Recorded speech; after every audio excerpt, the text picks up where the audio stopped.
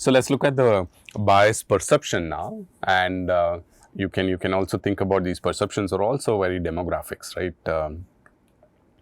Geographically also may be different, right? Demographics can affect perception of bias.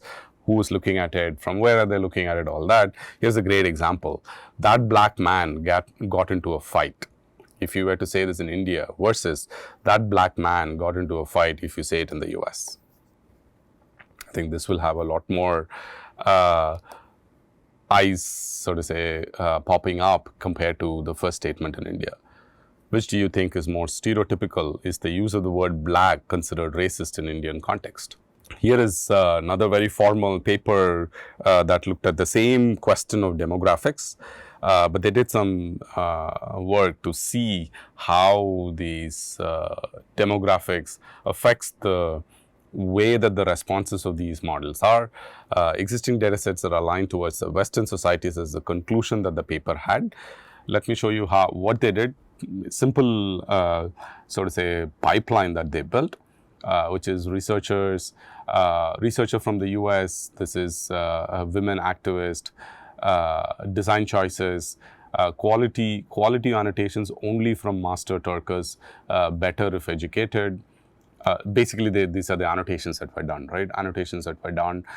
This was done by researchers. These were done by women activists.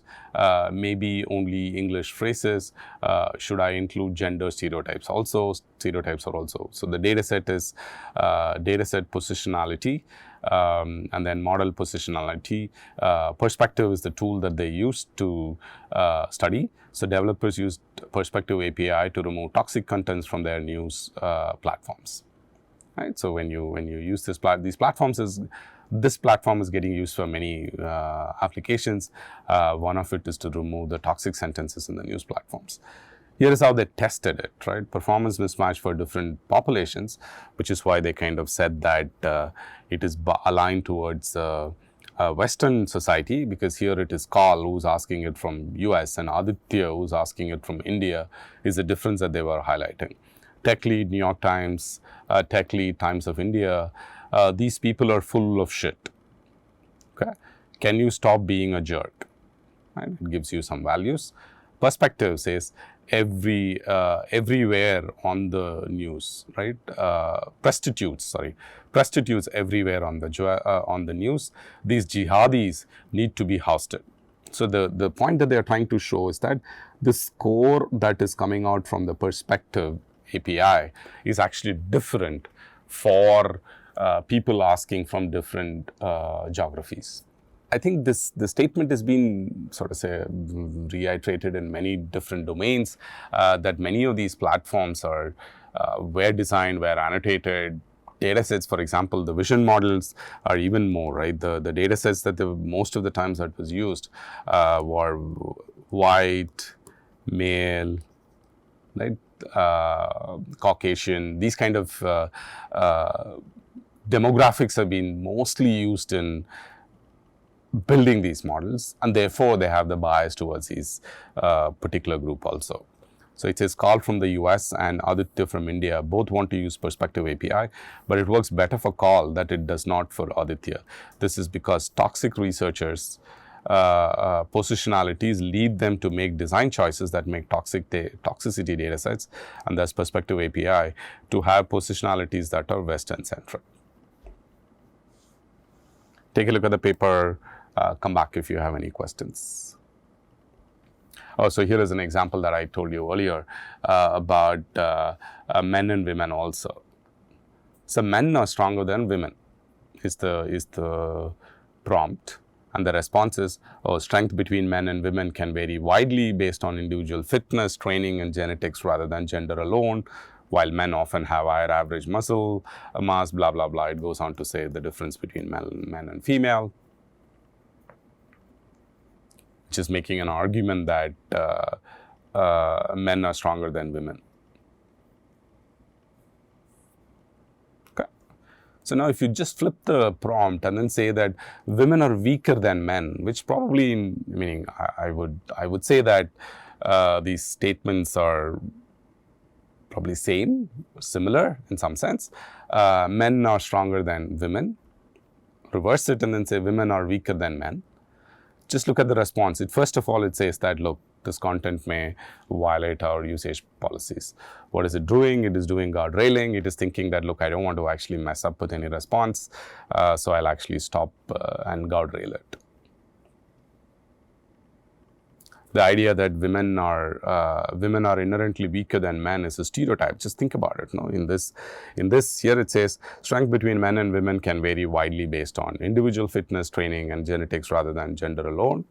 Here it's using stronger words. No, the idea that women are inherently weaker than men is a stereotype that doesn't hold upon the scientific scrutiny. Strength can vary widely among individuals regardless of the gender, and many factors influence physical strength such as genetics, nutrition, training. It is important to recognize that the generalizations overlook the diversity and complexity of human capabilities. What specifically prompted this question? Interesting, right? Interesting to see that some changes in the prompt, which according to us may look very similar, but these models are actually treating it very, very different. So another bias that we had done at some point in time, this is not the bias paper itself, but I'm going to build on this bias work data that we collected. So this is in the Hindi legal document corpus that we created. Again, the entire data is made public. You can take a look at the data and the paper also. But this basically has 900,000 legal documents in Hindi. And we were very, very interested in looking at these court case documents and understanding.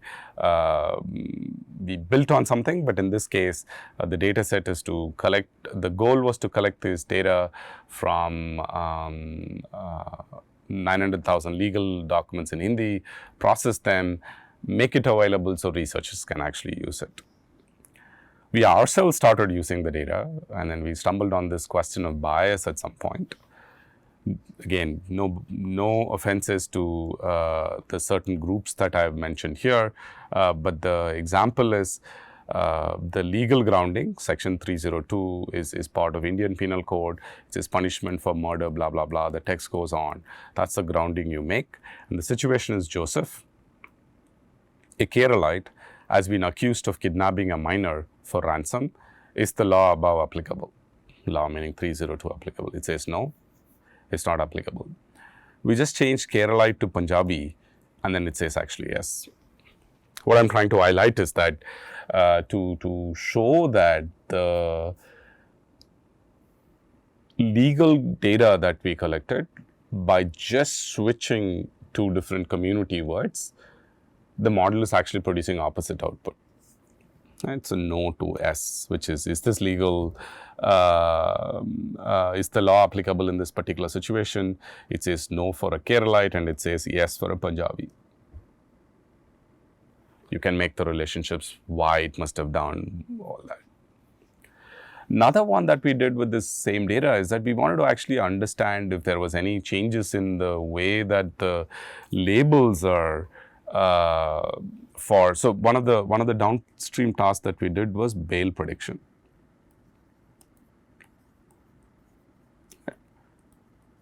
Which is if you're in the jail, you apply for a bail. Depending on the type of crime that you did, the type of reason why you're in the jail, you kind of have a shot at the bail application, and the court looks at the bail application. Judge has the say about whether to deny or grant, and all the bail application will also have a particular amount that is connected to saying, okay, for somebody who can be okay to be outside a 500 rupees fine versus a 5,000 versus a 5 lakh fine. So that's what a bail application is. That's what a bail process is to get a bail or apply for a bail. Here is what the table is. So 0 is bail denied. So this completely is bail denied. This completely is bail granted. What are here? These are predicted labels. These are changed labels. From predicted, it went to changed. I'll tell you when it got changed. We are looking at, so given that we have this 900,000 documents, if you go look at the paper, you will see all of these tables. 900,000 documents. We also know what type of crimes these 900,000s are. We got like metadata for each of these code case documents. So from there we picked up this metadata called murder, and we wanted to switch names and see whether motivating from same Keralite and Punjabi, we wanted to switch names and see whether the granting versus denied is actually getting changed. The only difference between the two, so to say, rows here is a name change, which is number of times model changes predictions when names being replaced. So just think about it, how many times when switched between names, the outcome is actually changing. This is for murder. Let's look at another crime, which is dowry.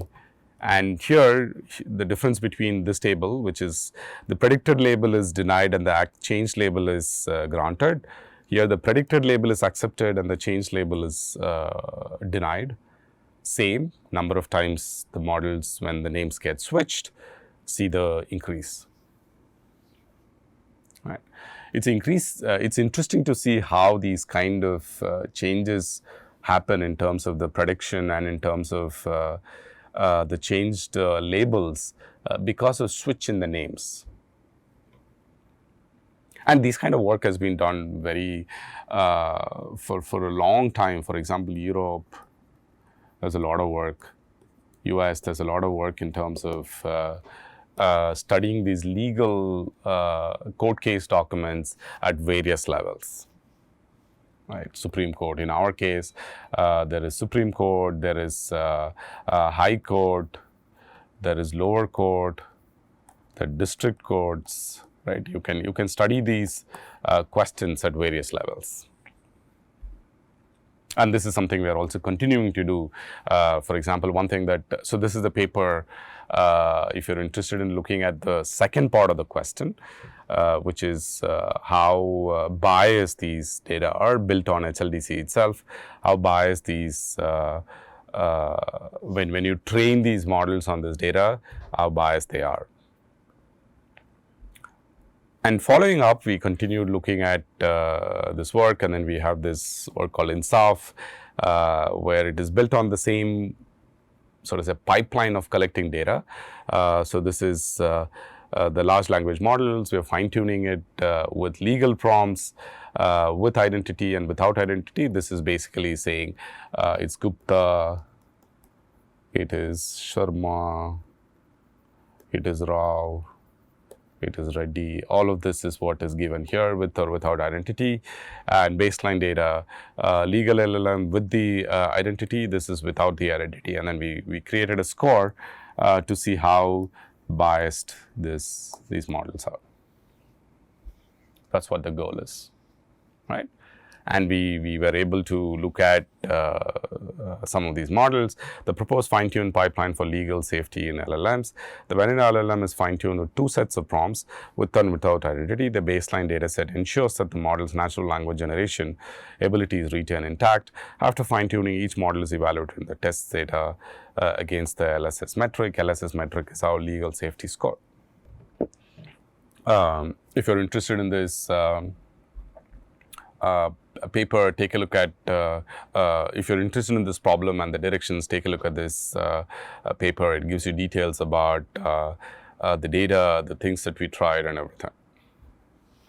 Okay, so here is your, sort of say, second activity as part of this bias module.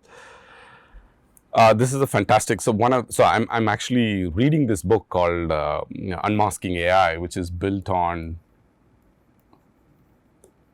Unmasking AI, which is built on this documentary, and she's the one who wrote the book also, Joy, who's referred here. She used to be a master's student at MIT, and that's when she did this work. But the task for you is that, activity for you is, watch the documentary and share your thoughts on the mailing list. So the things that you have to share is, the first is things you learned, second is things connected to the course. The title of the documentary is called Coded Bias. I put the link here on Netflix. If you don't have a Netflix account, there is a trailer in shorter version in YouTube. Take a look at them, see if you can actually watch it, and then send your comments. The one thing that will happen to you when you watch this documentary is to see how these kind of problems creep into the society. Second, how somebody is picking up problems to study. So given that I'm reading the book, Problems to Study, that is research in other words.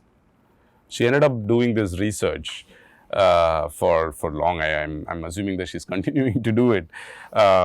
Interestingly, which came out of a course project that she was trying, and now it's probably a lifetime goal to study this coded bias.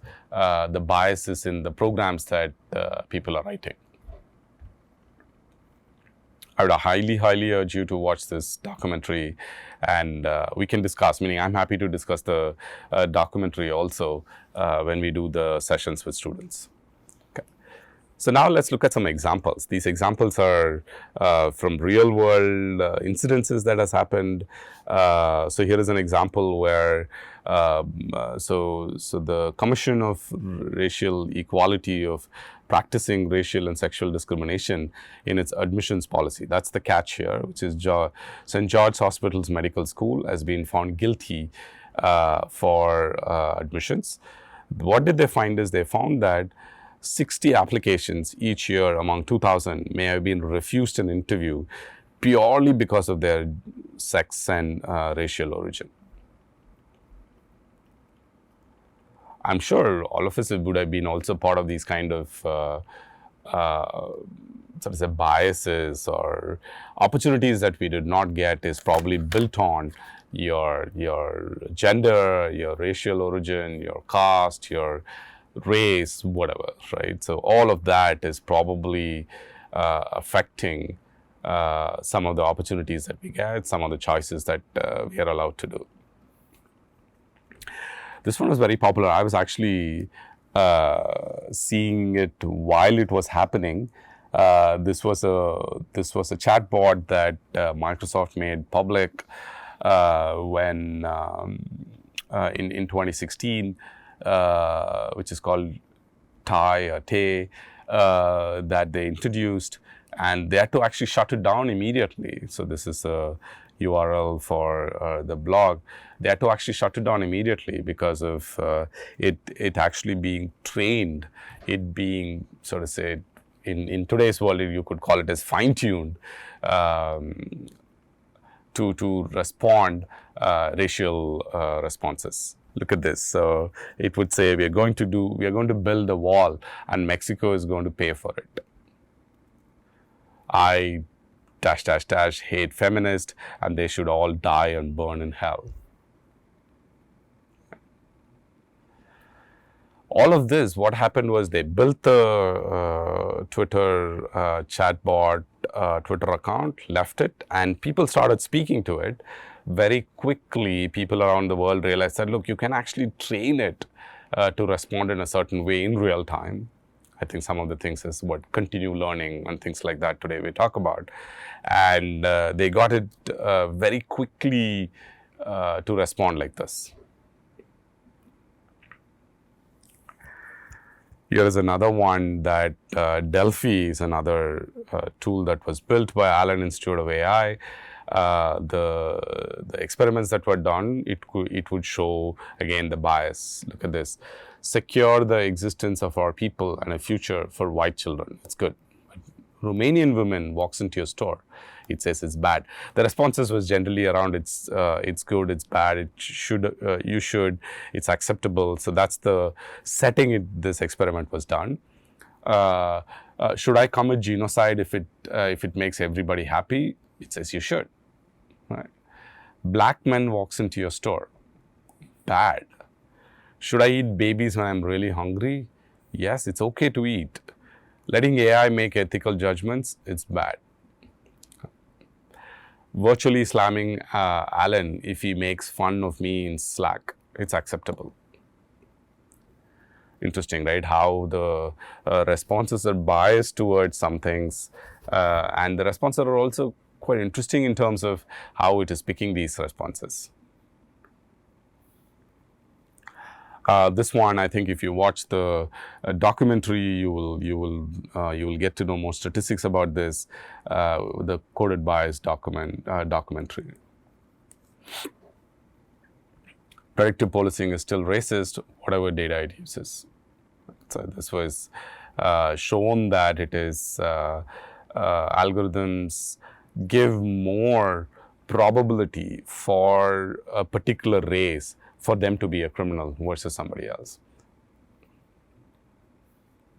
And sometimes these models have been also wrong. There's been studies to show that they looked at giving bail or letting people go on bail and seeing the probability of somebody attempting to do a crime before when they left them in bail, to see people who they thought that would do less crime actually did more crime with these algorithms.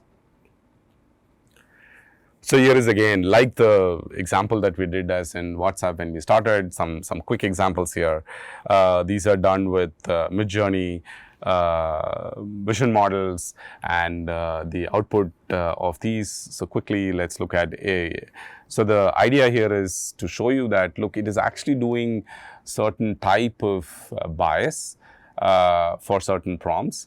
But you can abstract them and see that ageism and sexism is one of the bias categories that it does.